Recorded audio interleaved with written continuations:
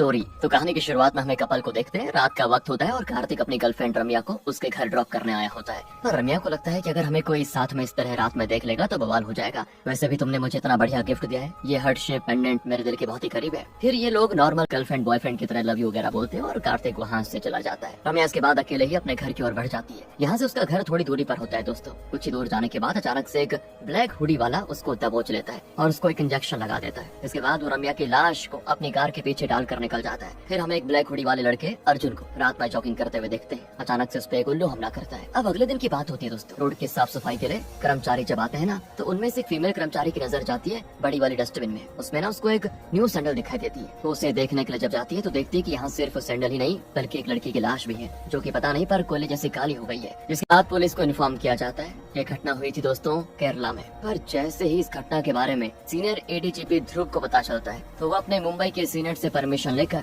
चेन्नई जाता है। हालांकि उसके सीनियर्स उसे पहले अलाउ नहीं कर रहे होते हैं क्योंकि ध्रुव के लेफ्ट हैंड में कुछ तो हुआ है दोस्तों। दरअसल ध्रुव का पूरा लेफ्ट साइड ही बिल्कुल काला होता है। ऐसा लगता है जैसे रम्या को जो इंजेक्शन दिया गया है वैसा ही इंजेक्शन के संपर्क में ध्रुव भी कभी आया होगा और वो भी पूरी तरह से रिकवर नहीं हो पाया अभी तक। पर ध्रुव उनसे रिक्वेस्ट करके उनको मना लेता है कि मुझे भेज दीजिए। फिर एक छोटे से फ्लैशबैक से दोस्तों हमें पता चलता है कि ध्रुव की बेटी के साथ भी ऐसा ही कुछ पास्ट में हुआ था और दोनों लड़कियों की बॉडी ऐसे कचरे के ढेर में पाई गई थी। दोनों का बदन एकदम कोयले जैसा काला पड़ गया था। साथ ही उनके सोशल मीडिया पर उनके फोटोज के साथ सेम पोस्ट भी किया गया था, वर्स्ट बर्थडे एवर, यानी सबसे खराब जन्मदिन। और जब ध्रुव केरला जाता है तो वहाँ के एडीजीपी इंस्पेक्टर नटराज से कहते हैं कि अभी तक तो तुम रम्या का केस हैंडल मिलना चाहिए। हालांकि ये अभी ड्यूटी पे तो नहीं है लेकिन एक अनऑफिशियल इन्वेस्टिगेशन होने वाली है। अब केस की फाइल पढ़ने के बाद ध्रुव एसआई श्रुति से कुछ पूछता है और फिर उस डस्टबिन को देखने जाता है जहाँ से रम्या की लाश पाई गई थी। वो कहता है कि सेरा की सीसीटीवी फुटेजेस निकलवाओ। तो श्रुति कहती है कि सर यहाँ पे मेट्रो रेल प्रोजेक्ट चल रहा है इसलिए सारे सीसीटीवी निकाल दिए गए हैं। इसके बाद श्रुति ध्रुव को दोस्तों रम्या का फेसबुक प्रोफाइल दिखाती है। इसमें रात के 2:30 बजे रम्या की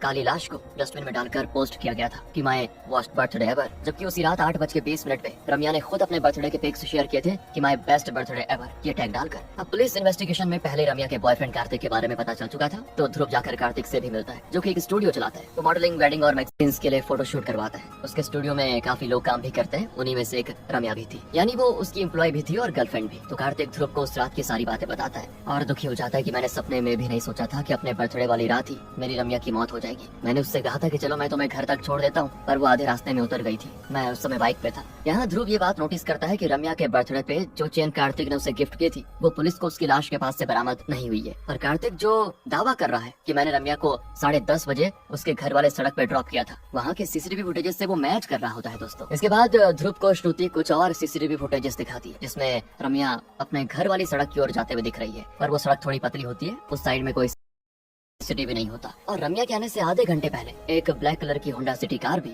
उस ओर आ गई थी। नंबर प्लेट भी साफ साफ दिख रहा होता है पर वो फेक नंबर प्लेट है। यहाँ तक कि होंडा सिटी की कार ब्लैक कलर में आती ही नहीं, तो हो सकता है उसने कार मॉडिफाई करवाई होगी। नोटिस करने लायक बात तो ये थी कि कार उस ओर गई थी पर वापस नहीं आई। कुछ देर के बाद एक ब्लैक हुडी वाला वहाँ से आते हुए दिखता है जिसके ऊपर एक उल्लू हमला भी कर देता है। इसलिए एक बार को तो लगता है कि वो ब्लैक हुडी वाला ही किलर होगा। मगर वो सिर्फ रम्या के रोड पे नहीं दिखता बल्कि वो और भी कई सारी रोड्स पे जॉगिंग करते हुए दिख रहा होता है। वो जिन जिन जगहों पे जॉगिंग करता है उन्हीं जगहों पे ध्रुव भी जाता है। और तब एक रोड किनारे उसकी नजर पड़ती है ब्लैक एम्बेसडर कार पे, जिसके पीछे के ग्लासेस पे वही सेम डिजाइन बना हुआ है जैसे कार्तिक ने रम्या को पेंडेंट दिया था, मतलब जो पेंडेंट का डिजाइन था। तब ध्रुव उस कार के मालिक से पूछताछ करता है। वो बूढ़ा आदमी होता है। वो कहता है कि सर बूढ़ा होने की वजह से मैं जल्दी गाड़ी को धो नहीं पाता, किसी ने ऐसे डिजाइन बना दिया होगा, लाइए मैं इसको साफ कर देता हूँ। तब ध्रुव उसको रोक देता है और अपनी टीम से कहता है कि इस कार पर से सारे फिंगरप्रिंट्स लाओ और डेटा में चेक करो। तब उनके डेटाबेस से फिंगरप्रिंट्स मैच कर जाती है एक 23 साल के अर्जुन नाम के लड़के से। उसके ऊपर पहले ड्रग केस चल चुका था, इसलिए पुलिस जाकर उसको अरेस्ट करके FBI के ऑफिस ले आती है। ध्रुव जानबूझकर अर्जुन को इन्वेस्टिगेशन रूम में बंद कर देता है और अपनी टीम से कहता है कि किसी भी बुरे इंसान को अगर 6 घंटे तक एक रूम में बंद कर दिया जाए तो उसके अंदर का डीमन निकलने लग जाता है। तो दोस्तों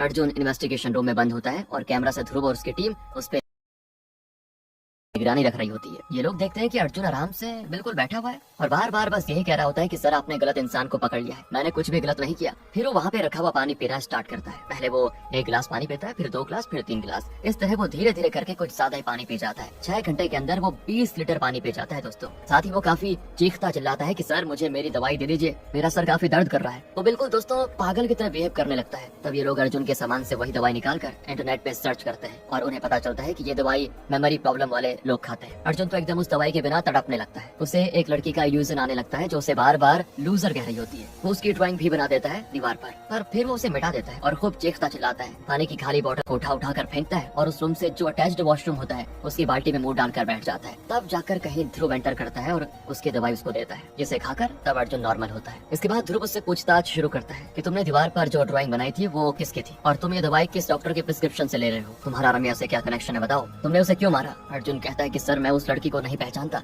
मैंने उसे नहीं मारा। मैंने किसकी ड्राइंग बनाई थी वो मेरा पर्सनल मैटर था, मैं उसको डिस्क्लोज नहीं करना चाहता। और रही बात दवाई की, तो वो मैंने किसी डॉक्टर के प्रिस्क्रिप्शन से नहीं ली, बल्कि ऐसे ही इंटरनेट पे देखकर मैंने उसको लेना शुरू किया, क्योंकि मैं कुछ भूल नहीं पाता था। हाँ, मैं भूल नहीं पाता था क्योंकि मुझे हर चीज बिल्कुल डिटेल में याद रहती थी, जिससे मुझे काफी तकलीफ होती थी। पर दोस्तों ध्रुव को उस पर यकीन नहीं होता। तब अर्जुन सारी डिटेल्स उसे बताने लग जाता है कि सर आप लोगों ने अपना नाम मुझे नहीं बताया, पर एक बार आपके नेम प्लेट पे नजर डालते ही मुझे आप तीनों के नाम याद रह गए। आपका नाम ध्रुव गौराक है, ये मैडम श्रुति है और ये सर काली है। आपने जिस गाड़ी से मुझे यहाँ पे लाया उसका नंबर है TN32AR1253। वो गाड़ी अभी तक 1,38,372 किलोमीटर चल चुकी है। जब आप लोग मुझे इस ऑफिस में ला रहे थे तो एक कृष्णा नाम के ऑफिसर से 500 रुपए की घूस ली एक आदमी ने। मुथु कुमार नाम के कांस्टेबल के हाथ में मैंने शराब का एक बैग देखा था। सर आपके कॉलर के पीछे नेक पे एक बड़ी सी स्कार है। श्रुति मैडम आपने मुरुगेसन नाम के एक आदमी को भेजने के लिए बहुत ही लंबा मैसेज टाइप किया था, मगर आप सेंड पे क्लिक करना भूल गई। और सर आपका नाम कली है, मगर आपके बैच पे KAALI लिखा हुआ है, डबल A। आप तीनों नोटिस करते हैं कि हाँ ये बात तो बिल्कुल सही कह रहा है। फिर भी श्रुति कहती है कि तुम अपनी ही बातों में हमें उलझाकर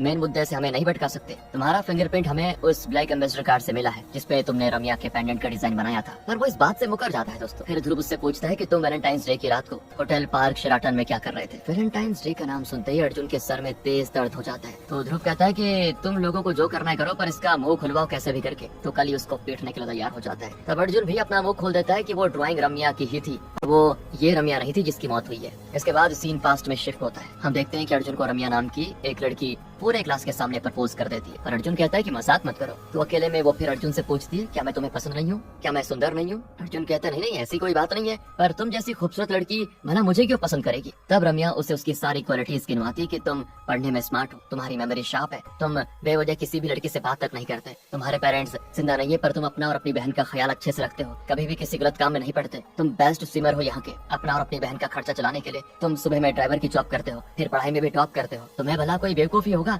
जो पसंद नहीं करेगा। पर सुनो मैं भी कुछ कम नहीं हूँ, मैं ब्यूटीफुल हूँ, स्मार्ट हूँ, लोग मुझे डेट करना चाहते हैं पर मैं तुम्हें पसंद करती हूँ। इसलिए अच्छा यही होगा कि अब तक ये जो तुम कर रहे हो ये नाटक ये बंद करो और मान जाओ, हम दोनों साथ में बहुत ही अच्छे रहेंगे। इस तरह वो अच्छे से अर्जुन से बात करके खुद को उसकी गर्लफ्रेंड बना लेती है। इसके बाद फिर वही नॉर्मल गर्लफ्रेंड बॉयफ्रेंड वाली चीजें होती है उनके बीच। दोनों साथ में ज्यादा टाइम स्पेंड करते हैं, एक दूसरे का अच्छे से ख्याल रखते हैं, घूमने फिरने जाते हैं, शॉपिंग करते हैं। जब अर्जुन की बहन घर पे नहीं होती तो रम्या उसके साथ सोने के लिए चली जाती है और इस तरह से 2-3 साल सब कुछ बहुत बढ़िया चलता है। इनके कॉलेज की पढ़ाई पूरी हो जाती है और रम्या कंपनी में जॉब भी करने लगती है। पर अर्जुन UPSC क्रैक करना चाहता है क्योंकि उसकी माँ का सपना था कि वो एक सिविल सर्वेंट बने, मगर रम्या शुरू से अमेरिका में सेटल होना चाहती थी। उसका ये सपना जल्दी पूरा भी होने वाला था। दरअसल वो जिस मल्टीनेशनल कंपनी में काम कर रही थी ना, वहाँ पे एक प्रमोशन चल रहा था। रम्या का बॉस जो कि यंग ही था, वो उसके सामने प्रपोजल रखता है कि तुम्हारा US में सेटल होने का सपना सच हो सकता है पर एक कंडीशन है। दरअसल मैं भी US में ही सेटल होना चाहता हूँ, तो अगर तुम मुझसे शादी कर लेती हो तो हम आराम से वहाँ सेटल हो सकते हैं। मैं तुम्हारे साथ कोई जोर जबरदस्ती नहीं कर रहा हूँ, पर हमारे ऑफिस की होनहार एम्प्लॉय हो और मैं तुम्हें पसंद भी करता हूँ। और दोस्तों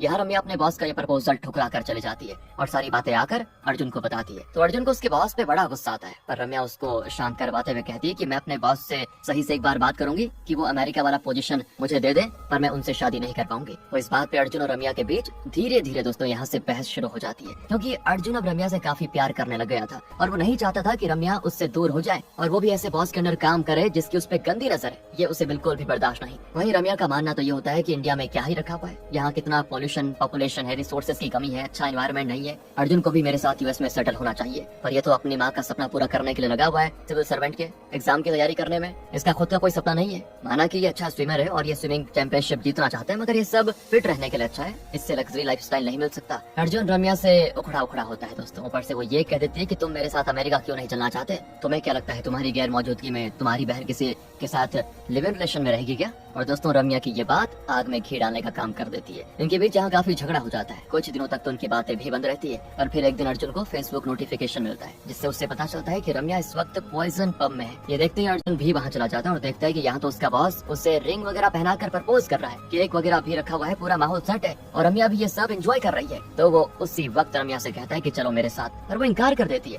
ऊपर से जब उसका बॉस पूछता है कि रम्या ये कौन है, तो रम्या पहचाने से भी इनकार कर देती है दोस्तों, जिससे उसके बॉस को लगता है कि ये लड़का मेरी बंदी को परेशान कर रहा है। इसलिए वो शराब की बोतल से अर्जुन के सर पे वार कर देता है और उसी वक्त रम्या कहती है लूजर। और यही चीज अर्जुन के दिमाग में दोस्तों एकदम बैठ जाती है। सर पे चोट लगने की वजह से वो सही से चल भी नहीं पाता और किसी तरह पूल साइड पे पहुंच जाता है, जहाँ पे लोग नशीले पाउडर को कंज्यूम कर रहे होते हैं। और इसमें पुलिस की नजर काफी पहले से थी। पुलिस आज ही रेड डालती है, जिसमें वो अर्जुन को भी कर लेती है अरेस्ट। पर बाद में पुलिस को पता चलता है कि सारे के सारे अरेस्ट हुए लड़के स्टूडेंट हैं, तो वो उनके फ्यूचर से खेलना नहीं चाहते, इसीलिए वो बस उन्हें वॉर्न करके छोड़ देते हैं। सीन आता है यहाँ से प्रेजेंट में। ये सारी स्टोरी बताने के बाद अर्जुन का मेंटल ब्रेकडाउन हो जाता है और वो बैठे बैठे बेहोश। तब ध्रुव उसे हॉस्पिटल भेजता है, जहाँ डॉक्टर बताते हैं कि इसका बीपी तो 180 है, यानी काफी बढ़ा हुआ है। फिर वो नर्स को उसको एक इंजेक्शन लगाने को कहते हैं और इसके बाद डॉक्टर जाकर ध्रुव से बातें करता है। ध्रुव बताता है कि ये लड़का पिछले 6 महीने से ये कैप्सूल कंज्यूम कर रहा है, जो कि उसने गूगल पे देखकर लेना शुरू किया था, क्योंकि वो कोई भी चीज भूल नहीं पाता था। जिसके बाद डॉक्टर अर्जुन का सीटी स्कैन करते हैं और उससे कई तरह के सवाल करते हैं कि क्या तुम्हें याद है तुमने पहली बार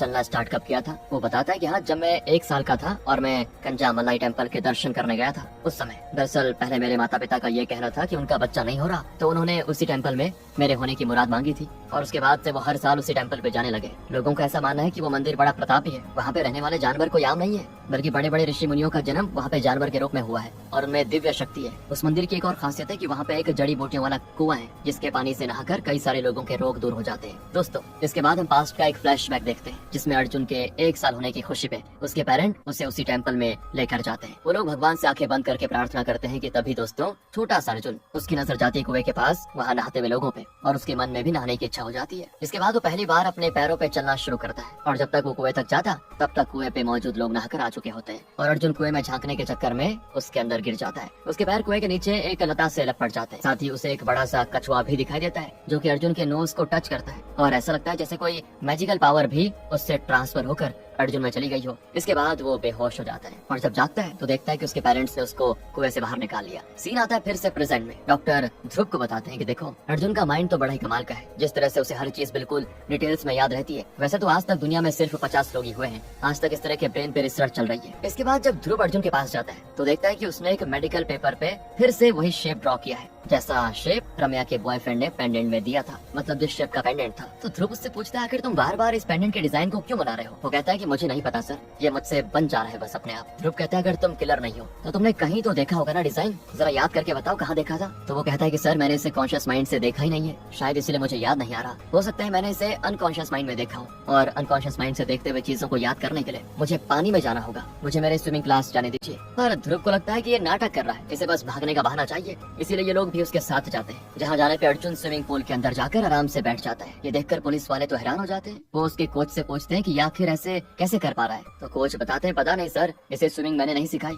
इसका कहना यह है कि ये अपने पिता के साथ बचपन में कुएं में स्विमिंग किया करता था। हम लोग तो खुद ही हैरान रहते हैं कि आखिर ये आधे घंटे या 1 घंटे तक कैसे पानी के अंदर रह सकता है। दोस्तों फिर हम देखते हैं कि अर्जुन की एक एस्ट्रल बॉडी तैयार हो जाती है पानी में, यानी उसकी बॉडी तो वहीं पे रहती है पर उसकी सोल ट्रांसफर कर जाती है। वो अपने वाटर बॉडी के साथ 14 फरवरी में चला जाता है, जिस रात रम्या का खून हुआ था, और उसी एरिया में मौजूद अर्जुन जॉगिंग कर रहा था। वो भागते भागते थक जाता है और एक जगह सांस लेने के लिए रुकता है। तभी उसे पानी में उस चेन की रिफ्लेक्शन दिखाई देती है। तभी उस पे एक उल्लू हमला कर देता है और उल्लू से पता नहीं क्यों दोस्तों अर्जुन को डर लगता है, इसलिए वो तुरंत भाग जाता है वहाँ से। पानी से निकलने के बाद जब अर्जुन सारी बातें पुलिस को बताता है तो उसी जगह वाली सीसीटीवी फुटेजेस को पुलिस एक बार फिर से ध्यान से देखती है और उन्हें दिखाई देता है कि हाँ, वहाँ पे रम्या की चेन झाड़ पे लटकी हुई है और एक काला सा हाथ बाद में आता है जो कि उस चेन को लेकर वहाँ से चला जाता है। दरअसल दोस्तों जब किलर ने रम्या पे हमला किया था तो चेन टूटकर दूर आ गया था। जिस जगह पे यह हादसा हुआ वहाँ पे सिर्फ एक ही दुकान थी जिसपे सीसीटीवी लगा हुआ था, पर किलर ने जानबूझकर रम्या के उस दुकान को क्रॉस करने का वेट किया और फिर उस पे हमला किया उसके बाद, और हाथापाई में चेन टूटकर उसी ओर जा गिरी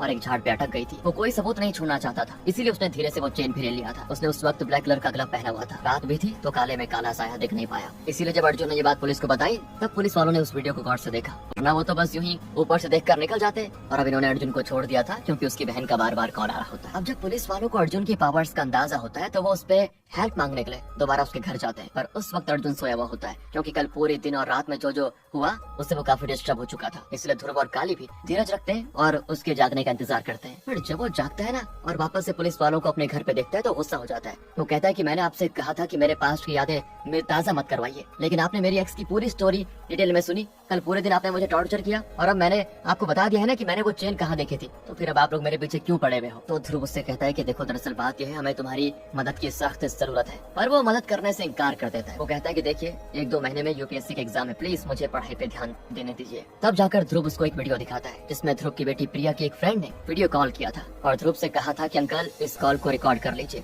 देखिए वहाँ पे इस कॉलेज का सुनील नाम का लड़का कैसे प्रिया की रैगिंग कर रहा है। फिर वो फोन लेकर सुनील को देती है और जब सुनील को पता चलता है कि प्रिया के डैड तो पुलिस वाले हैं और उन्हें मेरे पास्ट के बारे में सब पता है तो वो डर कर भाग खड़ा होता है। दरअसल दोस्तों सुनील एक ड्रग सप्लायर था। ध्रुव के धमकाने पे वो उसी वक्त वहाँ से भाग जाता है। और अगले कुछ दिनों के बाद ध्रुव को अपनी बेटी की लाश मिलती है कॉलेज के पीछे वाले कूड़ेदान में। ध्रुव जब अपनी बेटी की एकदम काली लाश देखता है तो उसका सीना फटने लगता है, बहुत रोता है वो और ठान लेता है कि अपनी बेटी के मुजरिम को सजा दिलाकर रहूंगा। फॉरेंसिक रिपोर्ट से पता चलता है कि प्रिया को एक खास इंजेक्शन दिया गया था जिसमें 2 स्ट्रॉन्ग ड्रग्स का मिक्सचर होता है, इसी वजह से उसकी मौत हुई थी और बॉडी भी काली पड़ गई। इसके बाद तो गुस्से में ध्रुव उस एरिया के ड्रग सप्लायर का डायरेक्ट शूट आउट ही करने लगता है। एक दिन जब वो सुनील के अड्डे पे पहुंच जाता है ना तो देखता है कि उसके बेड के नीचे सुनील की लाश पड़ी हुई है जो कि बिल्कुल काली है। तभी पीछे से कोई ध्रुव के हाथ पे भी इंजेक्शन लगाकर भाग जाता है, पर वो इंजेक्शन उतना स्ट्रॉन्ग नहीं होता। साथ ही ध्रुव को उसकी टीम तुरंत ही हॉस्पिटल लेकर जाती है जिससे वो टॉक्सिक ड्रग सिर्फ ध्रुव के लेफ्ट साइड की बॉडी पार्ट में ही फैलता है और वो जगह आज तक काली ही है। ये सारी बातें जानने के बाद अर्जुन ध्रुव की मदद करने के लिए तैयार हो जाता है। जिस रात रम्या का खून हुआ था ना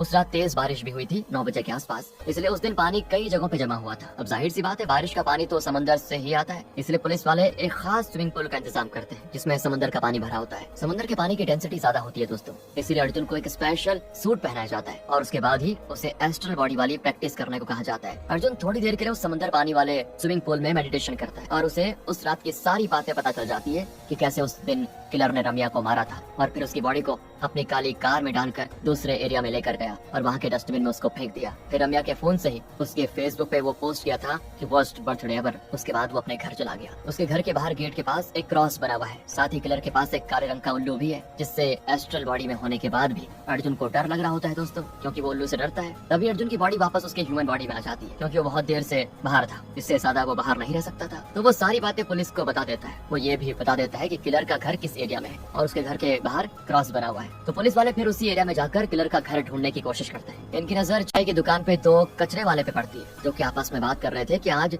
इसके घर से ये कचरा आया, उसके घर से वो कचरा आया, जिससे ध्रुव समझ जाता है कि यहाँ के कचरे वाले सभी घरों को अच्छे से जानते हैं। इसलिए वो जाता है कचरे वाले के मैनेजर के पास और उनसे बात करके फिर वो बाकी कचरा लेने जाने वालों से पूछता है क्या आपने किसी घर में उल्लू को देखा। तो एक बूढ़ा कचरा वाला उसे अपने पास बुलाता है और कहता है ये मेरी पोती है, ये देख तो नहीं सकती पर ये कह रही थी इसने नीम के पेड़ के पास कुछ दिनों तक लगातार उल्लू की आवाज सुनी थी। जिसके बाद ध्रुव उससे वहाँ ले जाने को कहता है। तो उस नीम के पेड़ के ठीक सामने ही एक घर होता है दोस्तों जिसपे वो क्रॉस का सिंबल बना होता है। ध्रुव अपनी टीम के साथ अंदर जाता है तो पता चलता है कि ये तो रेंट का मकान है। मकान मालिक तो विदेश में रहता है पर उसने अपने एक रिलेटिव को इसका जिम्मा सौंपा हुआ है। उससे बातचीत करने पे पता चलता है कि यहाँ पे तो 3 नॉर्थ इंडियंस कुछ दिनों के लिए रुके हुए थे और एक दिन तो उनसे मिलने के लिए एक लड़की भी आई थी, पर अचानक बिना बताए वो लोग चले गए यहाँ से। तो ध्रुव उनके आईडी कार्ड मांगता है या फिर उनके जेरोक्स कॉपी, लेकिन वो आदमी कहता है कि सर वो उन्होंने ज्यादा पैसे दिए थे ना तो मैंने उन्हें बिना आईडी के ही रहने दिया। फिर जब ध्रुव मकान का ताला खुलवाकर अंदर जाता है तो देखता है कि लगभग पूरे मकान को उन्होंने ब्लैक पेंट किया हुआ है और साथ ही उस पर एक मैसेज भी लिखा हुआ है कि जब पूरा अंतरिक्ष काला है तो सफेद तारों के चमकने की क्या जरूरत। ध्रुव को कुछ समझ नहीं आता दोस्तों। अब रात में हम अर्जुन को देखते हैं जिसका फोन स्विमिंग क्लास में खो गया था। वो अपने घर आता है तो देखता है कि घर पे उसकी बहन भी नहीं है, जिससे उसे अपनी बहन की काफी चिंता होती है। वो अपने आस पड़ोस के एक बच्चे से पूछता है तो वो कहता है कि मैंने देखा सिमी दीदी एक ब्लैक कलर कार में जा रही है।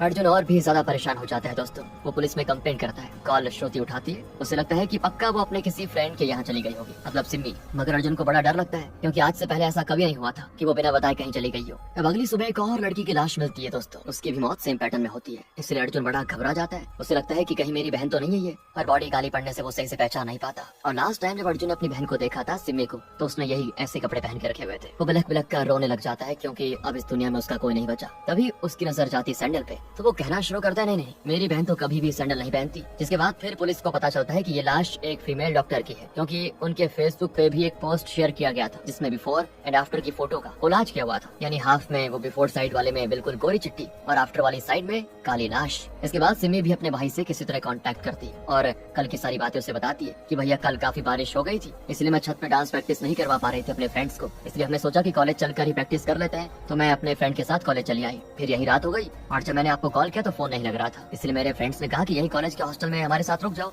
पर मुझे भी चिंता हो रही थी कि आपको मेरी फिक्र हो रही होगी। अपनी बहन को सही सलामत पाकर दोस्तों अर्जुन को थोड़ी राहत मिलती है, मगर उसने जो डॉक्टर की लाश को देखा था अपनी बहन समझकर उसे टच वगैरह भी किया था, तो उसे काफी अजीब सा फील हो रहा था। उस समय रात में वो सोता है तो उसे सपने में ऐसा लगता है जैसे उसकी बहन के साथ वो हादसा हो गया हो, इसलिए उससे रहा नहीं जाता और वो देर रात अपने स्विमिंग क्लास में जाता है और वहाँ पे मेडिटेशन करके फिर से वही करता है, मतलब अपनी बॉडी से बाहर आ जाता है। इस बार वो उस उल्लू को झटक कर किलर के रूम में एंटर कर रहा है। किलर ने तो अपना मुंह वगैरह सब मास्क से ढका हुआ है, इसलिए वो किलर का फेस देख नहीं पाता, मगर वो एक चीज जरूर नोटिस करता है कि किलर के पास एक डायरी है जिसमें उसने अपने विक्टिम्स का फोटो लगा के रखा हुआ है। पहली विक्टिम तो ध्रुव की बेटी प्रिया ही थी, उसकी फोटो पे उसने पेन से टिक किया हुआ था। फिर रम्या की फोटो के ऊपर भी पेन चलता है और रेस्ट इन पीस लिखा होता है। इसके बाद वो एक फेमस मैगजीन के कवर पे छपी मॉडल की फोटो पे भी पेन चला देता है। तभी अर्जुन का सर काफी तेज दर्द हो जाता है, क्योंकि वो जो गूगल की रिकमेंड की भी दवा खा रहा था ना, उसे भी डॉक्टर ने बंद कर दिया था और एक नॉर्मल सी दवाई दी थी उसको जिसकी पावर ज्यादा नहीं थी। जब स्विमिंग पूल का इंस्ट्रक्टर अर्जुन की बॉडी को पानी पे तैरते हुए देखता है तो वो तुरंत ही उसे हॉस्पिटल भेज देता है, जहाँ अगली सुबह सिमी की कॉल करने पे सारी बात पुलिस वालों को पता चल जाती है और वो भी हॉस्पिटल आते हैं। आज अर्जुन का स्विमिंग कंपटीशन था दोस्तों और डॉक्टर का कहना होता है कि उसका ब्रेन रिस्पॉन्स नहीं कर रहा, अगर 1 घंटे में उसे होश नहीं आया तो वो कोमा में चला जाएगा, जिससे सभी को अर्जुन के लिए काफी बुरा भी लग जाता है। वहीं हम देखते हैं दोस्तों कि अर्जुन की एक्स का सपना उसे अभी तक आ रहा है और वो अभी भी उसको लूजर बुला रही है, जिससे अचानक से अर्जुन जाग जाता है और सीधे जाता है स्विमिंग चैंपियनशिप में। वहाँ वो काफी अच्छा परफॉर्म करके जीत भी जाता है। इसके बाद वो ध्रुव को अपने लास्ट नाइट के एस्ट्रल ट्रैवल के बारे में बताता है और वो बहु ड्राइंग बना देता है उस मैगजीन की जिसपे किलर पेन चला रहा था गुस्से में, जिससे इनको लगता है कि हो ना हो इस बार किलर इसी को मारने वाला हो। इसीलिए वो लोग पता करते हैं कि टाइम्स मैगजीन में इतनी तारीख को जिस मॉडल को कवर पेज पे जगह दी गई थी वो आखिर है कौन। तो इन्हें पता चलता है कि उस लड़की का नाम सिल्क है। फिर हम सिल्क को देखते हैं दोस्तों, जो कि काफी नाराज है क्योंकि किसी ने उसके बिना मर्जी के उसकी फोटो की एड चला दी थी। इसके बाद वो जाती है एक प्रोडक्शन कंपनी में, पर रास्ते में श्रुति ध्रुव के कहने पे सिल्क के दुपट्टे पे एक छोटा सा कैमरा लगा देती है ताकि उन्हें पता चल सके कि आखिर सिल्क किस वक्त कहाँ और क्या कर रही है, ताकि किलर उसकी जान न ले पाए। पर इन्हें तो उस कैमरा की मदद से कुछ और ही स्टोरी पता चलती है। दरअसल डायरेक्टर राकेश एक फिल्म बना रहा होता है टीवी सिंधु पे। उसने अपनी फिल्म में सिल्क को हीरोइन बनाने का फैसला किया था, पर कुछ पार्ट उन्होंने शूट भी कर लिया था, मगर अचानक से उसको फिल्म से निकाल दिया जाता है। इसलिए सिल्क डायरेक्टर से जाकर पर्सनली बातें करती है कि सर मुझे तो इन सब में इंटरेस्ट भी नहीं है, मगर आप लोगों ने कहा कि मैं अच्छी दिखती हूँ, मुझे हीरोइन बनना चाहिए, आपके कहने पर ही मैंने अपने काले रंग को थोड़ा गोरा भी करवाया। आप मुझे सर्जरी करवाने को कह रहे थे मगर मैंने इनकार कर दिया। सर अगर मेरे रंग ही प्रॉब्लम है तो मैं सर्जरी करवाने को भी तैयार हूँ, पर प्लीज मुझे अब फिल्म से मत निकालिए। मैं 6 महीने से भी ज्यादा से जी जान लगाकर इस फिल्म की तैयारी कर रही हूँ। गोरी होने के लिए कितनी सारी इंजेक्शन मैंने ली है और उसके क्या क्या साइड इफेक्ट्स हुए हैं ये तो सिर्फ मुझे पता है, आप मेरे साथ अब ऐसा नहीं कर सकते। इसके बाद दोस्तों डायरेक्टर उसे इस फिल्म में रिप्लेस करने की असल वजह बताते हैं। दरअसल इस फिल्म में जो प्रोड्यूसर पैसे लगा रहा है ना, उसकी बेटी मालिनी ने इस फिल्म की स्टार्टिंग की क्लिप देखी थी और उसे ये रोल काफी पसंद आ गया। अब वो चाहती है कि वो इस फिल्म में हीरोइन बने, हालांकि वो काफी ज्यादा गोरी भी है और इस फिल्म के लिए मीडियम कॉम्प्लेक्शन की जरूरत है, तो उसने अपने आप को थोड़ा कम गोरा दिखाने के लिए हॉलीवुड के मेकअप आर्टिस्ट को बुलाया है, जो कि एकदम से रियलिस्टिक मेकअप करके बढ़िया तरीके से काम करता है। अब डायरेक्टर पहले तो प्यार से सिल्क को बहलाने फुसलाने की कोशिश करता है कि देखो मैं तुम्हें अपनी अगली फिल्म में जरूर काम दूंगा, पर जब वो नहीं मानती तो वो उसे डांट कर भगा देता है और कहता है कि तुम्हारा जो कंपनसेशन बनता है वो मैं पे कर दूंगा और दोबारा अपनी शक्ल मत दिखाना, जिससे वो रो रो कर दोस्तों जाने लगती है। तो मालिनी उसको बुलाती है और वो सिल्क की एक्टिंग की काफी तारीफ करते हुए कहती है, क्या तुम मेरी एक्टिंग में हेल्प कर सकती हो? अगर तुम ऐसा करोगी ना तो मैं अपने पापा से कहकर तुम्हें इस फिल्म में कोई साइड रोल दिलवा दूंगी। सुनो आज रात में पार्टी है हमारे ग्रुप की, तो तुम भी उसमें जरूर आना। सिल्क निराश होकर उसे हाँ बोल देती है और चली जाती है दोस्तों वहाँ से। और उसके दुपट्टे पे लगा कैमरा भी कहीं गिर चुका होता है, इसलिए ध्रुव को सिल्क की चिंता होती है। वो अर्जुन को सिल्क के घर पे भेजता है ताकि वहाँ पे अर्जुन उसे बता सके कि किलर का अगला टारगेट तुम ही हो। पर अर्जुन नोटिस करता है कि सिल्क तो अभी तक आई ही नहीं और घर पे कोई तो है जो कि नॉक करने के बाद भी दरवाजा नहीं खोल रहा। एक फूड डिलीवरी वाले के आने पर भी अर्जुन नोटिस करता है कि दरवाजा हल्का सा खुलता है और फौरन बंद। जिसके बाद अर्जुन डोर नॉक करता है तो अंदर से एक लड़का दरवाजा जरा सा खोलता है, पर जैसे ही अर्जुन उससे बात करने की कोशिश करता है ना, वो अंदर जाकर छिप जाता है। तब अर्जुन भी अंदर चला जाता है दोस्तों। वहाँ 3 लड़के मिलकर उसे पकड़ लेते हैं और फिर बेहोशी वाला इंजेक्शन लगा देते हैं। इसके बाद पता है दोस्तों वो क्या करते हैं, वो अर्जुन को अपनी पानी के ड्रम में बंद कर देते हैं जिसमें पानी भी भरा हुआ था। इसके बाद हम ध्रुव को मालिनी के लंच पार्टी पे देखते हैं, जहाँ ध्रुव की नजर पड़ती है रम्या के बॉयफ्रेंड कार्तिक पे। तो ध्रुव उससे बातें करने लगता है। वो सिल्क और राजेश के बारे में उससे पूछता है तो कार्तिक बताता है कि सिल्क को मैंने ही डिस्कवर किया था। फिर वो सारी बात डिटेल्स में बताने लगता है। तो आइए दोस्तों देखते हैं कि उस वक्त आखिर असल में क्या हुआ था। कार्तिक ना गया था सर दर्द की दवाई लेने के लिए एक मेडिकल शॉप पे, जहाँ उसे काउंटर पे दिखी थी काले रंग की एक लड़की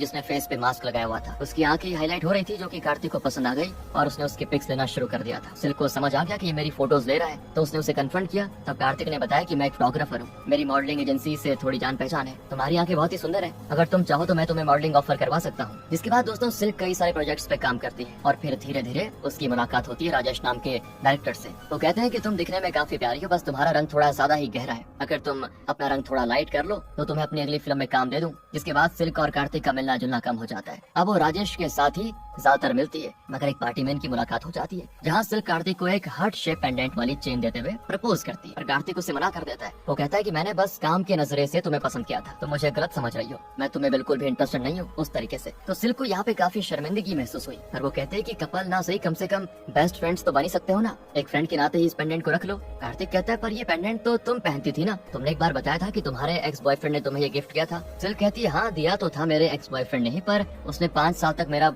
बस यूज किया और फिर कहा कि मुझसे प्यार नहीं करता, इसलिए उसके दी हुई गिफ्ट की कोई खास वैल्यू नहीं है मेरी नजर में। सीन आता है प्रेजेंट में दोस्तों, और कार्तिक कहता है मुझे लगा था सिल्क काफी आगे तक जाएगी, पर एक हफ्ते पहले उसकी ये एड आउट हो गई जो कि उसके करियर के लिए अच्छा नहीं हुआ। तो हम देखते हैं दोस्तों कि उस एड में सिल्क की 2 फोटो कोलाज की हुई थी, बिफोर एंड आफ्टर वाली। बिफोर में सिल्क काली लग रही है और आफ्टर में थोड़ी गोरी। ये एड उसी क्लिनिक की चलाई है जहाँ पे सिल्क ने अपना रंग थोड़ा गोरा करवाया था। उधर सिल्क के घर पे मौजूद गुंडे कई घंटों के बाद ड्रम खोलते हैं, ये सोचकर कि अभी तक तो वो लड़का मर गया होगा, तो अब हम इसकी बॉडी को टुकड़े टुकड़े करके फेंक देंगे। तो अर्जुन के पावर्स का इनको पता नहीं था दोस्तों, वो ड्रम के अंदर ही मेडिटेशन करने लगा। जैसे वो लोग ड्रम का ढक्कन खोलते हैं, अर्जुन उन पे हमला कर देता है और तीनों को बांध देता है। दूसरी ओर ध्रुव अपने टाइम में बड़े ही गौर से सिल्क का वो एड वाला फोटो देखता है, और कुछ देर बाद वो ऐसे ही सोचता है कि जरा देखो तो अगर सिल्क कभी भी पहले की तरह काली ही होती तो वो दिखने में कैसी लगती, इसीलिए वो उसकी फोटो को एडिट करके काला कर देता है। इसके बाद वो उस पे कई तरह के हेयर स्टाइल्स भी ट्राई करता है, जिससे ध्रुव को सिल्क थोड़ी जानी पहचानी सी लगने लग जाती है, और उसे समझ नहीं आता कि आखिर मैंने इसे कहाँ देखा। तभी उसे कॉल आता है अर्जुन का,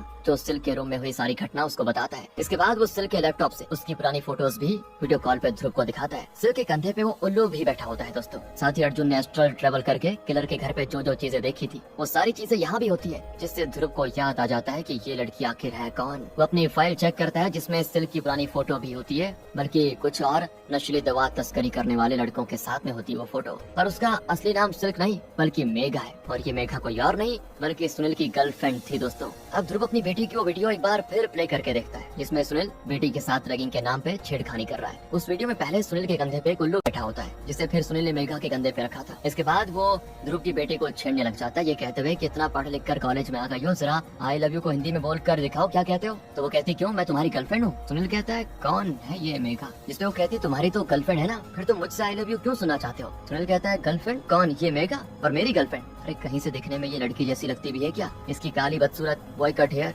इसमें वो बात कहाँ है जो तुम में, तुम तो बिल्कुल दूध जैसी गोरी हो, तुम में नजाकत है, तुम मेरी गर्लफ्रेंड बन जाओ ना। और तब दोस्तों ध्रुव की बेटी की फ्रेंड ध्रुव को वीडियो कॉल पे ये सारी चीजें दिखा देती है और सुनील से बात भी करवा देती है, ये कहते हुए कि जरा अपने होने वाले ससुर जी से बात कर लो। जिसके बाद ध्रुव सुनील को धमकाता है कि तुम्हारे पास्ट के कारनामे भी मुझे पता है, और अभी जो तुम करना चाह रहे हो ना सब रिकॉर्ड हो चुका है, इसलिए मेरी बेटी से दूर रहो। इसके बाद दोस्तों जल्दी से ध्रुव जाता है सिल्क की तलाश में, और वो देखता है कि बीच साइड में मालिनी को सिल्क ने मिलने के लिए बुलाया हुआ है, जहाँ वो अचानक से उसे इंजेक्शन देने की कोशिश करती है, पर तभी ध्रुव उसे कर देता है शूट। जिसके बाद दिखाया जाता है एक फ्लैशबैक, और हमें पता चलता है कि क्या हुआ था। दरअसल उस दिन सुनील ने सबके सामने जो मेघा की बेइज्जती करी थी, उससे मेघा को बहुत ही हर्ट हुआ, क्योंकि पिछले 5 साल से सुनील उसके साथ फिजिकल रिलेशनशिप में था। हाँ वो उसको आई लव यू वगैरह नहीं कहता था, पर उसके साथ सोता जरूर था, इसीलिए गुस्से में वो उससे भी इंजेक्शन लगा देती है, जो कि उसने खुद ही तैयार किया था कुछ केमिकल को मिक्स करके। उसके बाद ही उसने ध्रुव की बेटी को भी जान से मार डाला। फिर उसने रम्या को इसीलिए मारा क्योंकि मेघा ने जो पेंडेंट दिया था कार्तिक को, तो कार्तिक ने उसी पेंडेंट को वैलेंटाइंस डे में अपनी गर्लफ्रेंड रम्या को दे दिया, और तब सबके सामने मेघा को रम्या से बड़ी जेलसी हुई। इसी वजह से फिर उसने रम्या को मार डाला। इसके बाद उसने डॉक्टर को मार डाला क्योंकि उसने बिना उसकी परमिशन के उसकी फोटो को अपने क्लिनिक की एड में यूज कर लिया था, और कहने पर भी वो नहीं हटा रही थी, और अब उसके टारगेट पे थी मालिनी, जिसकी वजह से उसे फिल्म से निकाल दिया गया था। और हाँ दोस्तों, उस दिन ध्रुव को भी मेघा के ही दोस्तों ने इंजेक्शन लगाया था। उस शूट आउट में सिर्फ मेघा और उसके करीबी दोस्त ही बच पाए थे, जो अभी तक उसका साथ दे रहे थे, और अब जाकर ध्रुव ने पूरा केस सॉल्व कर लिया। इसी के साथ होती कहानी यहाँ पे खत्म। बाकी